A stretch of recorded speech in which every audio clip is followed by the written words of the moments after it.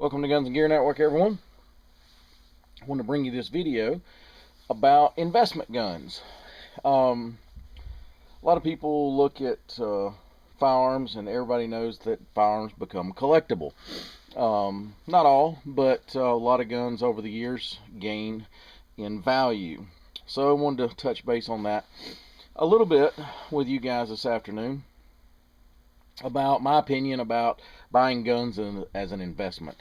Um, and kind of where I can steer you, where I think the good value is a lot of times in return on your investment. Because if you buy a brand new, name your firearm that's a good quality firearm, let's just use the Glock 19 as the example. Um, the Gen 1 Glocks actually are going up in value as we speak. I mean, they're just one of those firearms that are sought after now because they were Generation 1. So even some of your most recent firearms in the last 20 years or less have gained in value. But I'll give you my take where some of the value, and you'll see I've got a couple firearms on the table, and I'm going to give a short, I don't want to say review, but I'm going to give a short talk about what I have on the couple firearms I have on the table here.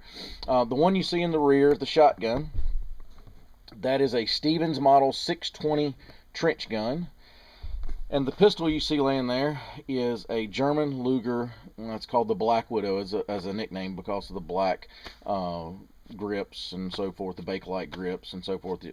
That became the Black Widow. So these firearms have been in my family for numerous years, and my grandfather, that is actually a trench gun. I won't go into all the details. That's a Model 620 trench gun. They also had a quote-unquote riot version, which a lot of those were military. Both of these are military. Obviously, one is German, one is American.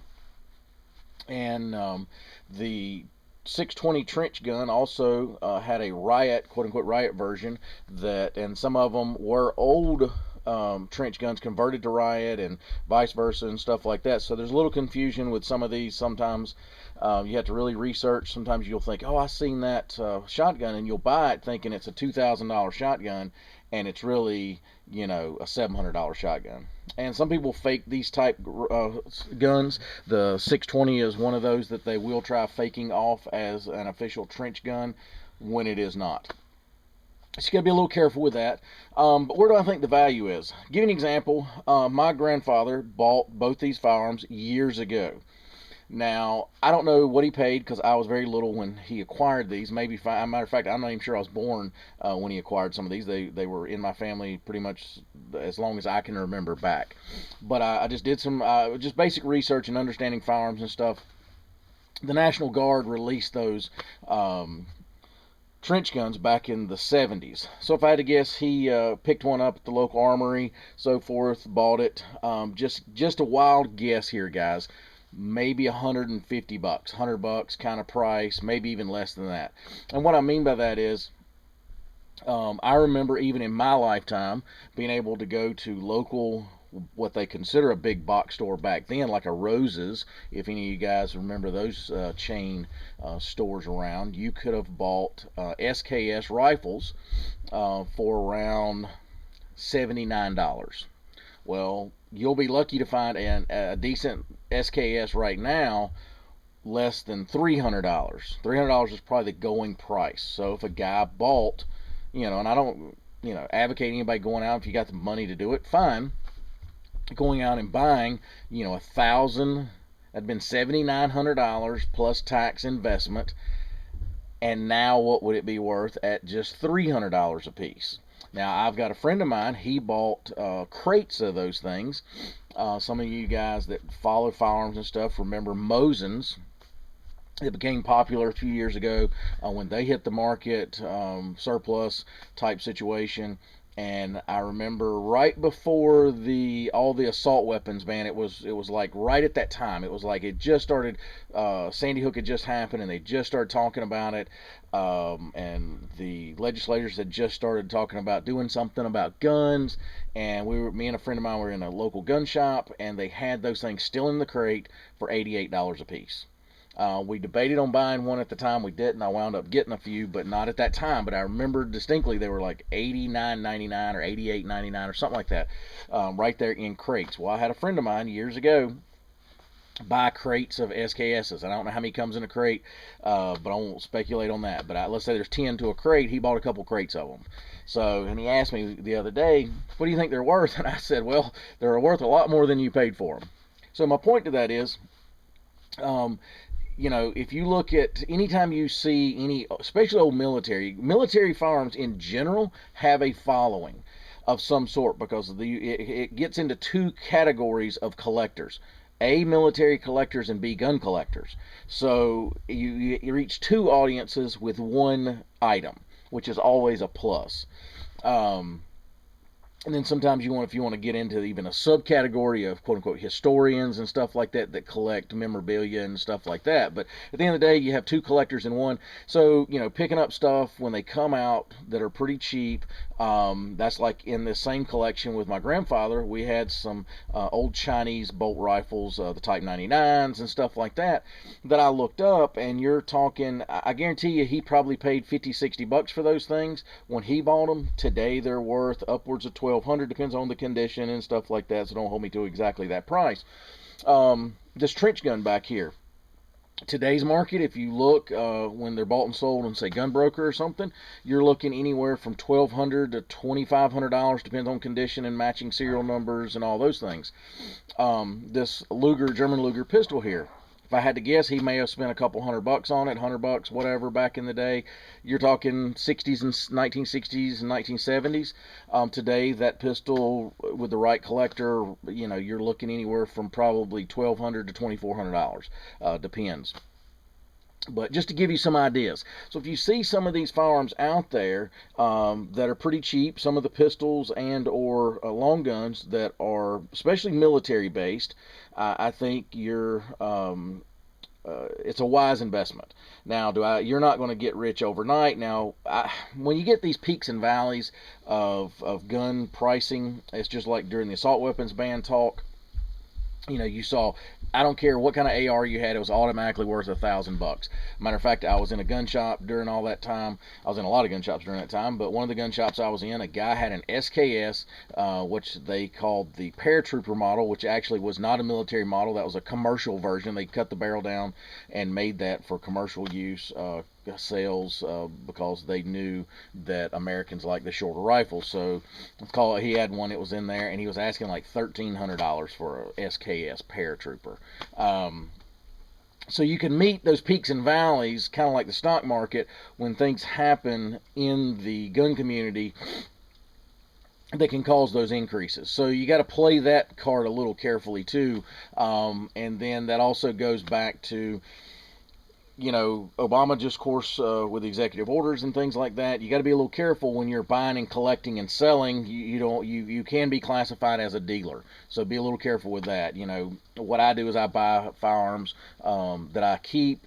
Sometimes I'll trade one or sell one as I don't use it or I don't like it, but don't get into a situation where you got guys buying 10 of something and then turning around and flipping it for a profit. Then when you start flipping things for a profit in the firearms industry, you're now operating as a dealer and you need to be licensed. So won't get onto that kick, but I just want people to be careful and understand that because they are firearms and you're investing in them, be a little careful how you're handling that situation. But anyway, like I said, it's just like those Type 88, the Mosins that came out a few years back, and like I said, $88 for those, and they became very, just giving you guys some looks at this, they became very expensive. I think, I won't say very expensive, but they definitely gained their price. In other words, the $88 price, I guarantee I cannot find one less than $160 today. That is what I consider, out of the crate, Cosmoline, it's a, whatever it is. So the point to that is, if 2 years ago I'd have bought it at $88, I doubled my money in 2 years. Ask any investor, would you invest any of your money to double your money in 2 years? And everyone will tell you yes. So that's my point, is when you're looking at guns, you may have to wait a while. You may have to, it may never get a huge amount of return on your investment, but obviously, I have children, so I can pass things along just like my grandfather did. When he passed away, his kids and his grandkids got firearms that was in his collection. He collected quite a few things: old money, stamps, whatever the case, and guns happen to be part of it. And they're worth money now, a lot more than he paid for them, which is neat. That's just like the Colt 6920. I use that as a good example of a modern firearm.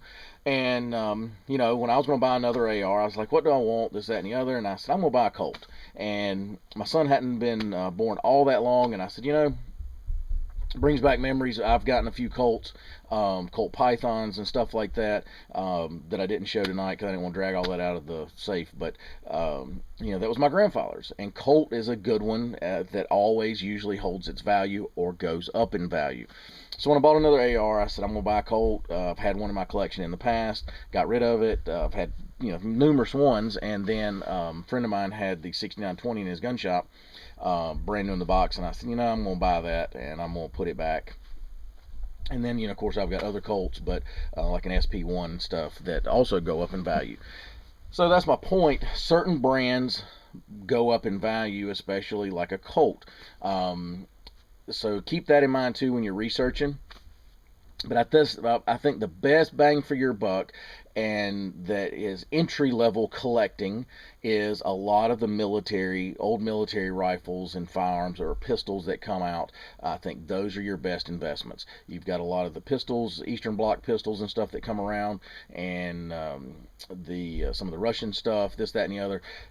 Buy one or two of them, put them back. If you want to shoot them, fine. That's what my thing is. I shoot my firearms. If I had some, $15,000 shotgun of some sort, would I shoot it? Maybe, but would I go out and shoot it all the time to the range and drag it in the back of my truck and this, that? No. That's something you have to be careful with. Or at least me, I would be more careful with it. I consider firearms tools, and I want to use my tools.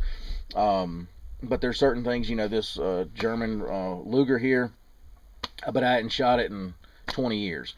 Why?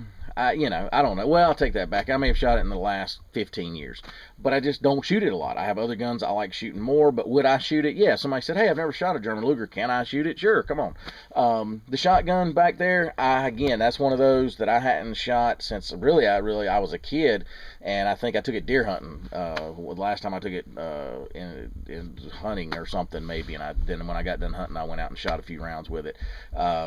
But I just don't shoot it because I have other firearms I like. Doesn't mean I wouldn't shoot it. So, don't be afraid of these things to shoot them if you want to. But again, if I could wrap up the video, if any advice, and you don't have a big budget, again, some of the military firearms that come out that you see, probably buy some of those and put them back.